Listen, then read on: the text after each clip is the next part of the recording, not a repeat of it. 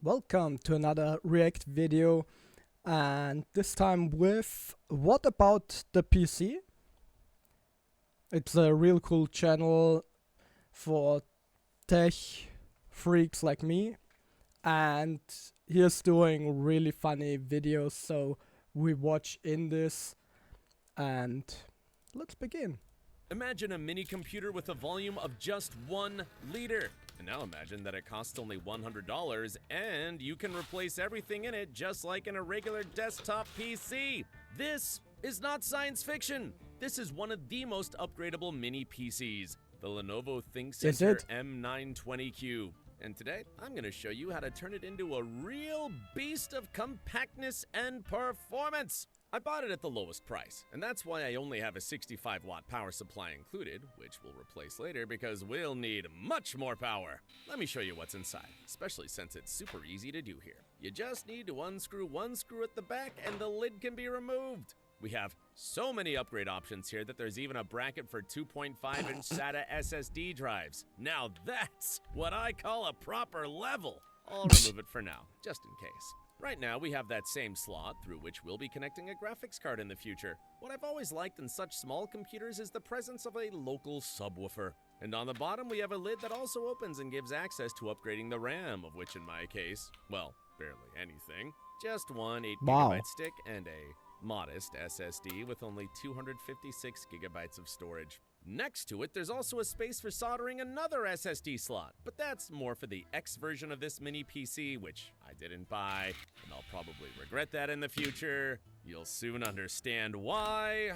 The cooling system here isn't very powerful, to be honest, and it'll bring me quite a bit of pain in one particular spot. It's fully aluminum and weighs only 77 grams. If you add copper heat sinks, it'll go up to 88, but that's for later. And now take a look at this beautiful socket for Intel 8th and 9th Gen processors. This isn't for some weak mobile scraps, but for real powerful desktop CPUs. A socket for processors that can still compete with the latest mobile variants. But obviously, we don't have that kind of CPU in there yet, but we'll fix that. Before doing any upgrades, let's see what it's capable of for just $100. The CPU here, obviously, is a weak Pentium with 2 cores and 4 threads, which consumes a laughable 22 watts of power. At the same time, it gets quite hot. Here are the metrics we'll need today. VRVCC, that's the temperature of the VRAM. And as you can see, even with such a weak processor, it heats up to 85 degrees. And that's with only 25 amps of current. Games like vanilla GTA 5 on minimum settings basically run. The keyword is run, but not smoothly. It's a whole different story when you add a second stick of RAM. FPS increases by 50%. So don't forget to install 2 sticks, especially if you're using the built-in gaming 16 GPU gigabytes or processor. I think you've seen enough. This mini PC doesn't have any trump cards, and now we're gonna give it a couple. I'll start with the CPU upgrade. For that, I will once again remove this pathetic cooling system. I think it would be a good idea to rinse the heatsink under the tap because every degree matters, and as we all know, dust worsens heat dissipation from the heatsink. The thermal paste is almost dry. That's exactly why we saw 85 degrees on such a weak processor. Let's give our Pentium a little rest, and instead, I've got a whole pack of options here. The most interesting one, this beauty. The i7-9700 with 8 cores. There's also this i5-8500, which you might have seen in my SSF build video. At first glance, they look like the same processors, but there's a 700 megahertz difference on all cores. So if the i7 doesn't work out, I'll come up with something using these two brothers, especially now that I've got Thermal Grizzly, the liquid metal compound.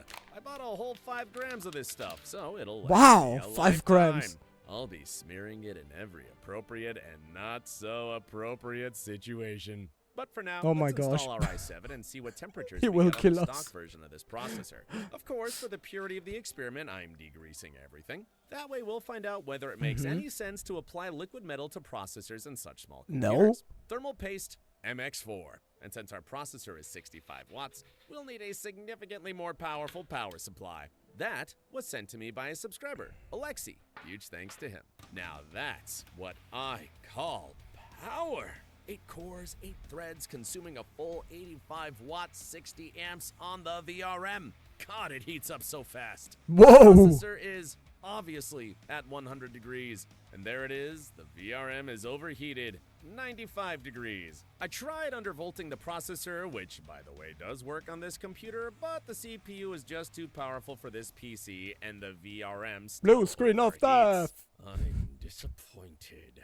But not for long, because I installed the 65 watt i5 8500, which I successfully undervolted to 40 watts of power consumption. The difference with the T processor is a whole 700 megahertz, so it's worth fighting for. So let's lock it in.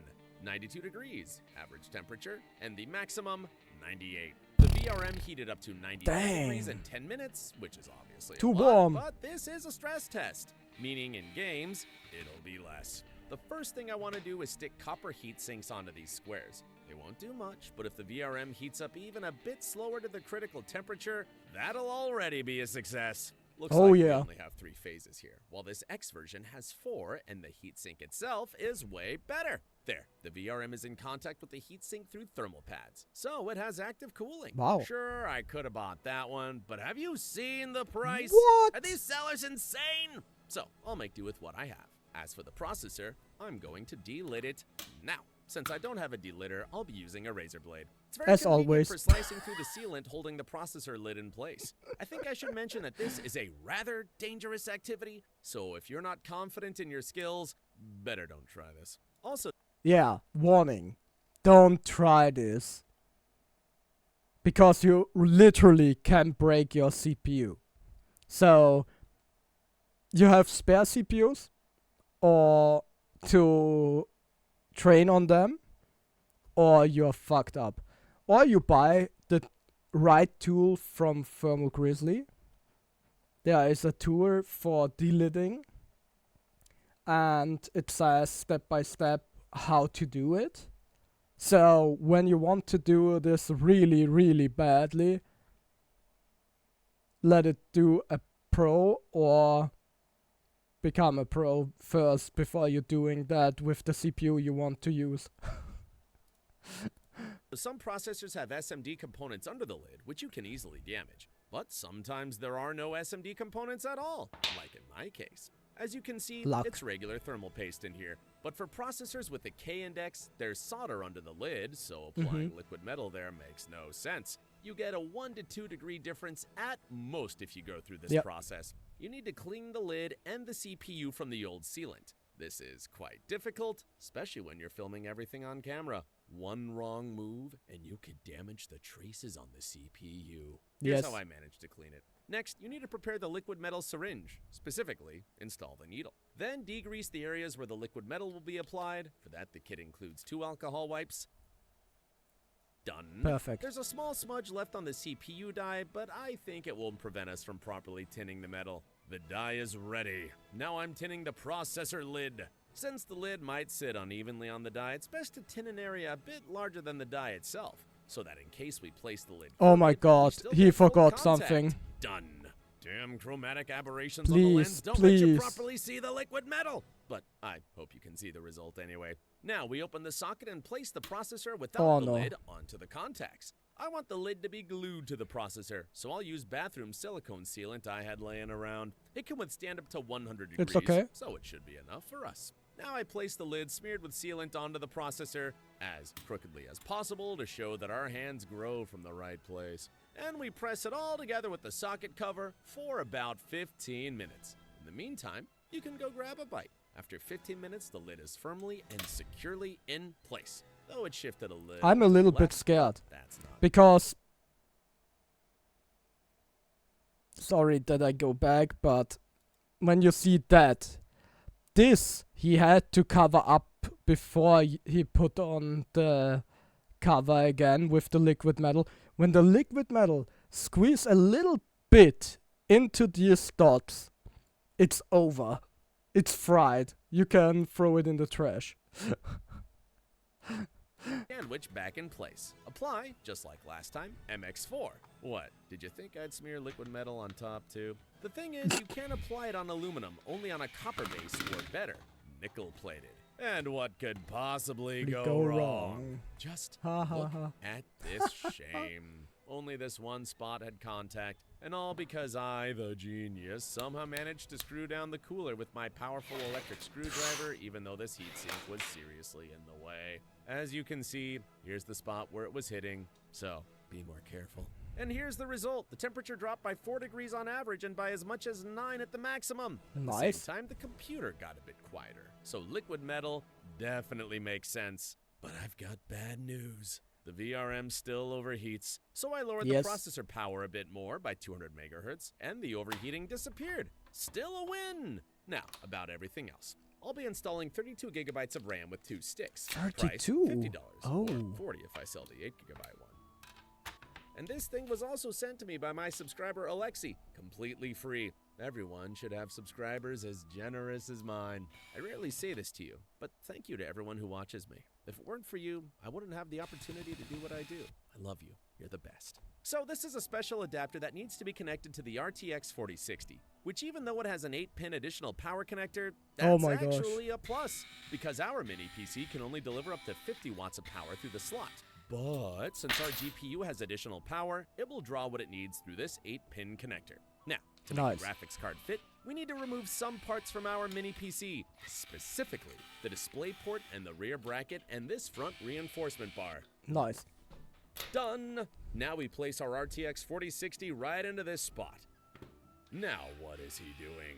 How can you mess up like this? Tell me! Forget what you saw! Just look how powerful everything looks now. The GPU sticks out of the case a bit. Now, of course, we don't have a 1-liter build anymore. It's a bit more, because I bought a so-called Flex ATX power supply rated at 500 watts. I bought an expensive FSP, of course, but for a single GPU, you could go with a much simpler Chinese PSU. And there'd be no difference. It'll lie like this, or rather stand, because airflow needs to reach the fan. It ended up being about 2.5 liters and no more. The case cover, of course, won't be there. Not because the mini PC already looks cool without it, but because the Chinese refused to send me a 3D printed one. They want me to work for free. Although, honestly, it'll cool better this way anyway. Now, to make the PSU turn on, you need to connect the third and first pins on the main connector. I could have made a simple button to open and close the circuit, but I'm too lazy to do that, so I'll just use a regular wire. Now let's plug in all the wires and see if there are any issues with such a setup. And there are a few. First, we turn on the power supply and then the main PC, and everything works. Man, the VRM on this board heats up like crazy. Feels like even 35 watts is already too much for it. Anyway, 3.7 gigahertz on the i5. Nice. That's the maximum allowed on this PC. 80 FPS nearly. The game runs quite well, 70 to 80 FPS. Now about the bugs on this system. See how the frequency drops to 800 megahertz? At first, I thought it was the VRM overheating. But no, when the VRM overheats, the symptoms are a bit different. The cooling fan just starts spinning like crazy, and this happens when the VRM hits 95 degrees. But in my case, the VRM temperature was 85 degrees at the time. Eventually, I figured out the real reason. The reason is the GPU power supply. Since this slot only provides 50 watts of power when the GPU is under heavy load, this bug appears. I don't know how it's connected to the CPU, but as soon as I limited the GPU's power limit and did an undervolt, the bug disappeared. Usually, users get a black screen in such cases because the GPU doesn't get enough power. But in our case, there is additional power, so the screen stays on. Long story short, with memory overclocking and undervolting, the card lost 10% of performance, but the issue went away. Then I decided to install the i7 after all, but set it to 3.4 gigahertz on all cores to avoid VRM overheating. And it turned out to be about 15 to 20% faster than the i5. But let's imagine we had an i7 9700 without undervolt, running at 4.2 gigahertz on all cores. To get that kind of performance, I once again disassembled my mini PC and pulled out that powerful i7 to install it into my SFF computer, which you saw in my previous video. Did you liquid cool it too? See, there are more VRM squares. If the mini PC can handle things with just 3 squares, imagine what this board with 12 squares could do. And now he do it with the big one. I see. It's just that the Ford is so tiny, I can't read what kind of MOSFETs these are or their specs. But you don't really need that info. What you need is the result. Ooh, now this is what I call an improvement. This motherboard has such a power reserve that you could even install a CPU with a K in the name. 72 amps on the VRM, and it only warmed up to 64 degrees, while the CPU is consuming 88 watts. It holds 4.4 gigahertz in the CPU Z test, and in games I saw anywhere from 4.1 to 4.5. Well, with a processor like that, you can already game comfortably. Basically, we would have gotten this kind of performance if we had the M920X, because it has one more power phase and active VRM cooling. But the question arises, do we really need that much power in such an old mini PC where we have limitations on the GPU? My opinion, we don't really need it that much, considering that this i7-9700 alone costs $100. Now, let's calculate the total cost. Mini PC, $100. i5, $35. 32 gigabytes of RAM, $50. Riser, $10. If bought from AliExpress. Mini PC power supply, $20. GPU power supply, I'll count $50 even though mine costs $100. Graphics card, $280. Total, $545 for a mini PC with a volume of about 2.5 to 2.75 liters. You can calculate it yourself. 8 times 18 times 19 and subtract the space where there's no power supply. Well then, hope you enjoyed the video. Write in the comments which PC you'd like to see in the next video. See ya. Yeah, go follow him. What about the PC? With a question mark. And yeah, he is really funny. A little bit. Very funny. Because he's between the... Oh, it's a joke and it's reality. Right in the middle all the time. And that's so awesome. And I like him. So... go let a follow there when you can and want. And we see us in the next one. Bye bye.